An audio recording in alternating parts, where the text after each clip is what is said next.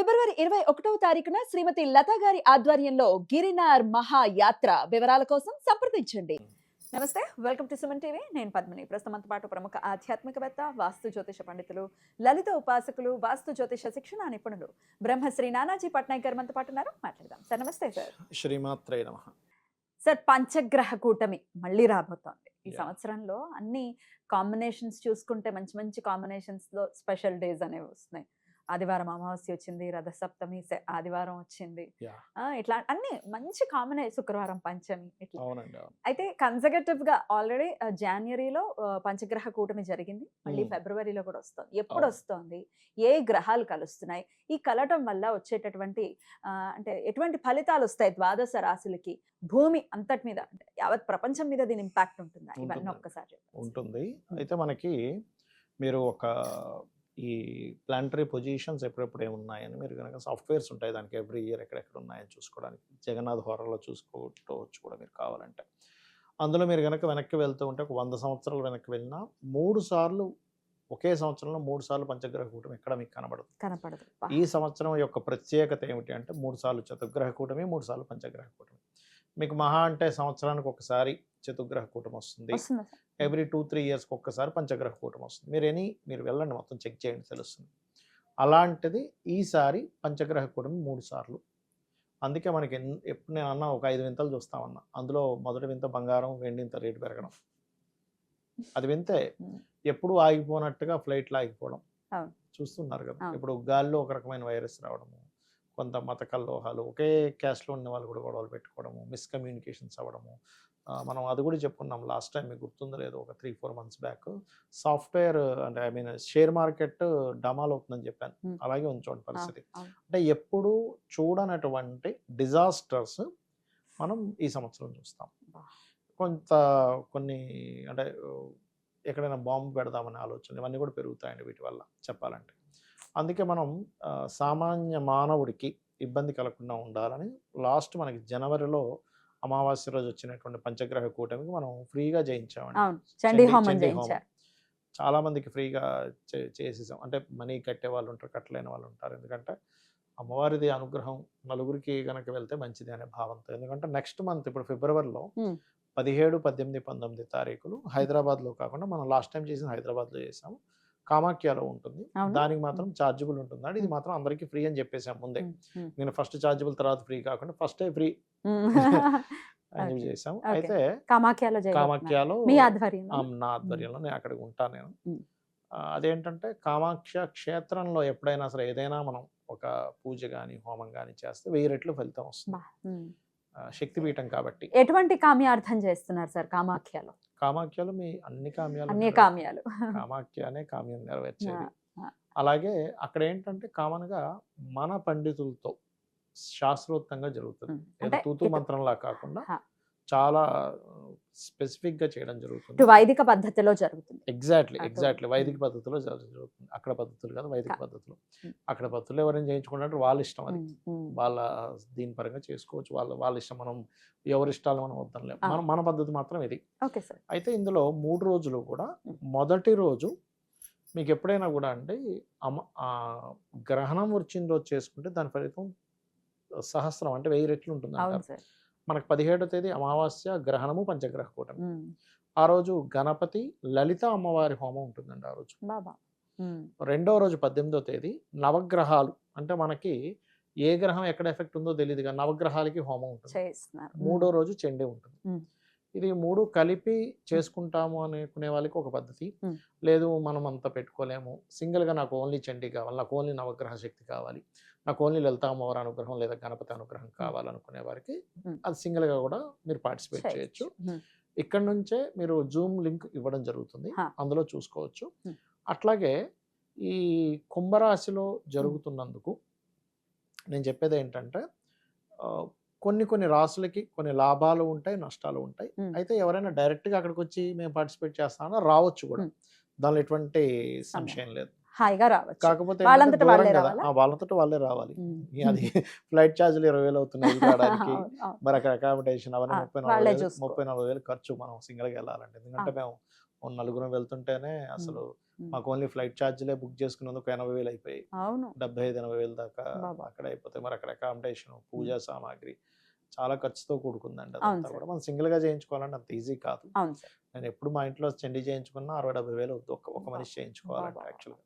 సామూహికంగా కాబట్టి మనకు తగ్గుతుంది. అంటే ఓకే సార్. అందరూ చేసుకోవడానికి, ఉండడానికి అన్నమాట ఇది. Okay sir. రైట్. సో అయితే కావాలి అనుకునే వాళ్ళు పట్నాయక్ గారి నంబర్కి యాహ్! కాంటాక్ట్ అయితే ఈ పంచగ్రహ కూటమి కుంభరాశిలో ఏర్పడుతుంది కాబట్టి కుంభరాశిలో ఏ ఒక్కొక్క గ్రహ రాశి స్థితి? వారికి ఏ గ్రహాలు అంటే ఒకసారి. ఎప్పుడు కూడా పంచగ్రహ కూటమి మనకి 2-3 రోజులే వస్తుందండి. అవును సార్. ఈసారి మాత్రం పంచగ్రహ కూటమి ఫస్ట్ 17వ తేదీ మొదలై ఒక 3 రోజులు పంచగ్రహ కూటమి ఉంటూ ఒక 1 డే ఏమో గ్యాప్ ఇచ్చి 2 డేస్ గ్యాప్ ఇచ్చి మళ్ళీ 22వ తేదీ నుంచి మళ్ళీ పంచగ్రహ కూటమి ఒక 7-8 రోజులు ఉంటుంది. కుజుడితో కుజుడితో పాటు. అంటే ఫస్ట్ ఏమో రవి, చంద్ర, రాహువు, బుధుడు, శుక్రుడు ఈ 5 గ్రహాలతో ఉంటుంది. చంద్రుడు ఎప్పుడైతే మారిపోతాడో కుజుడు వచ్చేస్తాడు. తర్వాత 22వ తేదీ కుజుడు వస్తాడు. ఇప్పుడు కుజుడు ఎంట్రీ ఆ మంత్ ఎండింగ్ వరకు ఉంటాడు కుజుడు. సో ఈసారి వచ్చే పంచగ్రహ కూటమి ఒక రోజు 2 రోజులు కాదు, ఆల్మోస్ట్ మనకి ఒక 12 డేస్ ఉంటుంది. 12 డేస్ ఉంటుంది. 11 to 12 డేస్ ఖచ్చితంగా ఉంటుంది. సో దీని ఇంపాక్ట్ ఎలా ఉంటుంది సార్? దీని 12 ఇంపాక్ట్ రాశులు. మంచి ఉంది, జాగ్రత్త ఉందండి. ఇక్కడ మీరు మేషం వారికి కనుక తీసుకుంటే లాభస్థానంలో పంచగ్రహ కూటమి కాబట్టి అన్ని రకాల లాభాలు ఇస్తుంది ఇక్కడ. అండ్ ఫైనాన్షియల్ గ్రోత్ వస్తుంది, అప్పులు లభిస్తాయి. అలాగే మరొక విషయం ఏంటంటే వివాహం కోసం చేసే ప్రయత్నాలు కూడా ఫలిస్తాయి. కాకపోతే ఈ పంచగ్రహ కూటమి ఎఫెక్ట్ దేని మీద పడుతుంది అంటే ఏదైనా ప్రాపర్టీ తీసుకునేటప్పుడు ప్రాపర్టీ మీద అప్పు తీసుకునేటప్పుడు కొంచెం చూసుకోవాలి. ఎవరికైనా అప్పులు ఇచ్చేటప్పుడు అప్పు తీసుకునేటప్పుడు కొంచెం ప్రాపర్టీ మీద కొంచెం ఈ జాగ్రత్త ఖచ్చితంగా పాటించాలి అనేటువంటిది వెరీ క్లియర్లీ. అలాగే కొన్నిసార్లు మనం ఏదో లాంగ్ జర్నీ చేస్తుంటాం. ఈ లాంగ్ జర్నీ చేసేటప్పుడు ఈ విషయాల్లో కొంచెం జాగ్రత్తగా ఉండాలి, బ్యాంక్ ట్రాన్సాక్షన్స్ ఈ విషయంలో. ఇక వృషభం వారికి గనక చూసుకుంటే ఇక్కడ వీళ్ళకి కూడా ఫైనాన్షియల్ గ్రోత్ ఉంటుంది, కొత్త ఉద్యోగ అవకాశాలు వస్తాయి. దశమ స్థానంలో కదా పంచగ్రహ కూటమి. సో వద్దన్నా సరే బోల్డ్ ఉద్యోగ అవకాశాలు వస్తాయి. అందులోనే కొంత స్ట్రెస్ ఉంటుంది. కాకపోతే ఇక్కడ వీళ్ళు కమ్యూనికేషన్ అండ్ సంతానం విషయంలోని వాహనం మీద వెళ్ళేటప్పుడు జాగ్రత్తగా ఉండాలి. ఎందుకంటే ఇక్కడ మీకు చతుర్థ భావంలో కేతు ఉన్నాడు. సో అందుకని ఇక ఎన్నాళ్ళు ఉంటుంది సార్ ఇంతకీ ఇది ఇంపాక్ట్? యాక్చువల్గా మనకి గ్రహణంతో వచ్చేది కాబట్టి 40 డేస్ ఉంటుంది. 40 డేస్. ఓకే. ఎగ్జాక్ట్లీగా మీకు ఈ 40 డేస్ ఇబ్బంది కలగకుండా ఉండడం కోసమే ఈ హోమాది కామాఖ్యలో చేయించేది. సో అండ్ మిథునం వారికి గనక చూసుకున్నట్లయితే ఇక్కడ కలిగేటువంటి ఫలితాలు ఏమిటి? నవమ స్థానంలో ఉన్నాయి కాబట్టి నవస్థానం అనేటువంటిది గ్రహణ ప్రభావం ఉంటుంది వేరే దేశాల్లో, ఇక్కడ లేదు గ్రహణ ప్రభావం ఎట్లాగో. సో మిథునం వారు కొంచెం గ్రహణ ప్రభావం ఉంటుంది కాబట్టి పితృదేవత ఆరాధన చేసుకోవడం మంచిది వీరికి. కాకపోతే వీళ్ళకి ఏంటంటే నవమ స్థానంలో ఉండే పంచగ్రహ కూటములు వీళ్ళకి ఒక మంచి కూడా చేస్తుంది. ఎప్పటి నుంచో సంతానం కోసం చేసే ప్రయత్నం ఫలిస్తుంది పితృదేవత అనుగ్రహం వల్ల. కాకపోతే వీళ్ళు ఫైనాన్స్ విషయాలు జాగ్రత్తగా ఉండాలి. బ్యాంక్ ట్రాన్సాక్షన్స్, మనీ విషయంలోని, ఏదైనా ప్రాపర్టీ కొనుగోలు చేసే విషయాల్లోని, వివాహ నిర్ణయాలు తీసుకునేటువంటి విషయాల్లో జాగ్రత్తగా ఉండాలి. ఇక కర్కాటకం వారు గనక చూసుకున్నట్లయితే ఇక్కడ వీళ్ళకి కలిగేటువంటి మంచి ఫలితాలు ఏమిటంటే విదేశాలకు వెళ్ళడానికి బాగుంటుంది, బిజినెస్ ఇంప్రూవ్మెంట్స్ బాగుంటాయి, దానిలో ఎటువంటి సందేహం లేదండి. ఏదైనా ప్రాపర్టీ కొనుగోలు చేస్తారు, రాజకీయంగా కొంతవరకు అభివృద్ధి ఉంటుంది. కానీ వీళ్ళు జాగ్రత్త తీసుకోవాల్సింది ఏంటంటే కమ్యూనికేషన్. ఎవరితోనైనా ఏదైనా మాట్లాడేటప్పుడు అనవసరంగా మధ్యలో దూరడం వల్ల కొన్ని శత్రుత్వాలు ఏర్పడుతుంటాయి కర్కాటకం వారికి. ఇక సింహం వారికి సప్తమ స్థానంలో అధిక గ్రహాలు ఉన్నాయి కాబట్టి అక్కడ వీళ్ళకి ఏంటంటే వద్దన్నా సరే బోల్డ్ అనే సంబంధాలు, పార్ట్నర్స్, కొంతమంది ఎన్ఆర్ఐ క్లయింట్ ఒక అతను పార్ట్నర్గా వస్తా అన్నారు, అటువంటివి బలంగా చూపిస్తున్నాయి. అండ్ అలాగే వీళ్ళకి పర్టికులర్గా సింహం వారికి ఇన్వెస్ట్మెంట్స్ చేసే విషయంలో చూసుకొని చేయాలి. అండ్ అంటే ఇన్వెస్ట్మెంట్స్ తొందరపడి ఏదో చేయడం లాంటివి చేయకూడదు. అండ్ కొన్ని నిర్ణయాలు, రాజకీయ నిర్ణయాల విషయాల్లో, ప్రేమ వ్యవహారాల విషయంలో కొంచెం జాగ్రత్తగా ఉండాలి. ఇక కన్యవారికి కనుక చూసుకుంటే 6వ స్థానంలో గ్రహణం చాలా మంచిది. 6వ స్థానంలో గ్రహాలు ఉన్నప్పుడు ఏమవుతుందంటే అధిక గ్రహాలు ఉన్నప్పుడు శత్రువుపై జయం ఉంటుంది. కాకపోతే తెలియకుండానే కొంత కుంభరాశిలో జరిగేది కదా, అంతర్గత శత్రువులు కూడా పెరుగుతుంటారు. బయటకు ఒకలాగా లోపలికి ఒకలా నటించే వాళ్ళు పెరుగుతూ ఉంటారు. కాకపోతే ఉద్యోగ అవకాశాలు పెరుగుతాయి చక్కగా వీళ్ళకి. అండ్ ఫైనాన్షియల్ గ్రోత్ కూడా పెరుగుతుంది.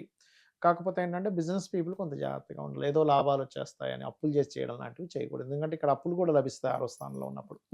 ఇక ఈ తులవారు కనుక చూసుకున్నట్లయితే ఇక్కడ పంచమ స్థానంలో కాబట్టి రాజకీయ నాయకులకి, క్రియేటివ్ ఫీల్డ్ వాళ్ళకి, అదేవిధంగా సినిమా ఫీల్డ్ వాళ్ళకి చాలా మంచి సమయంగా మనం చెప్పుకోవచ్చు.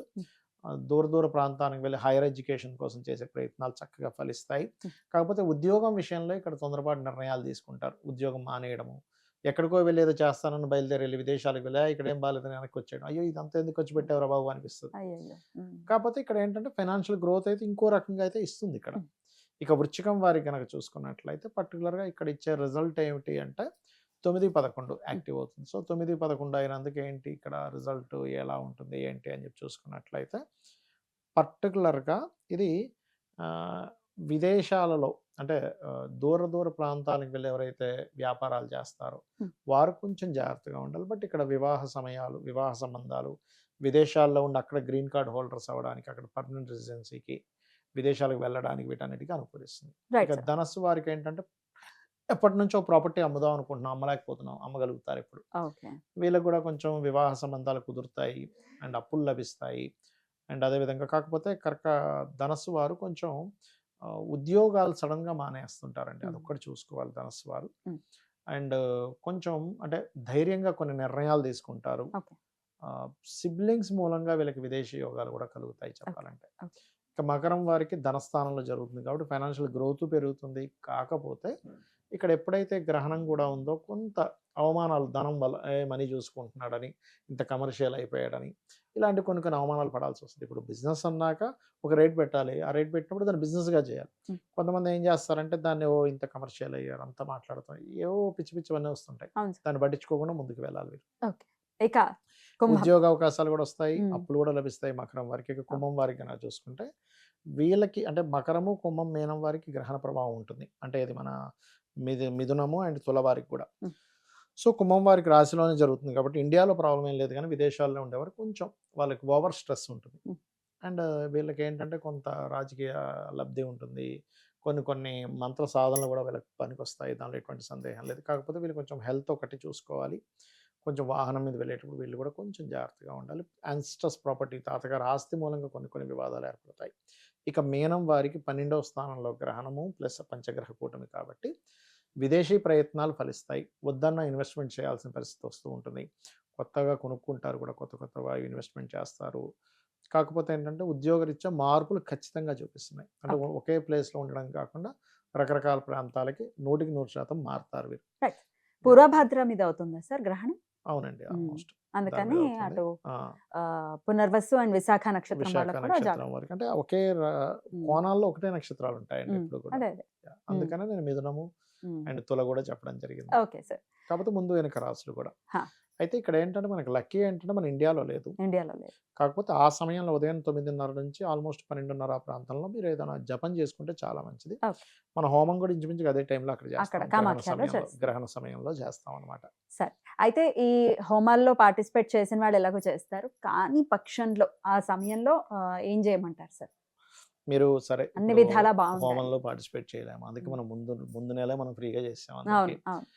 ఆ రోజు మీరు గనక మీ ఇష్టదైవం ఎవరున్నా శ్రీరామ అనుకోవచ్చు, శ్రీకృష్ణ అనుకోవచ్చు, హరే రామ హరే కృష్ణ అనుకోవచ్చు, ఓం చండికాదేవి అయి నమః అనుకోవచ్చు, ఓం దుమ్ దుర్గాయ నమః అనుకోవచ్చు. అలా కాదండి నాకు ఫైనాన్షియల్గా బాగా ఇబ్బంది ఉంది అనుకునేవారు ఓం సంపత్కరీ సమారూఢ సింధుర వ్రజ సేవితాయ నమః చేసుకోవచ్చు. అప్పులున్నాయి అపర్ణాయ నమః అనుకోవచ్చు.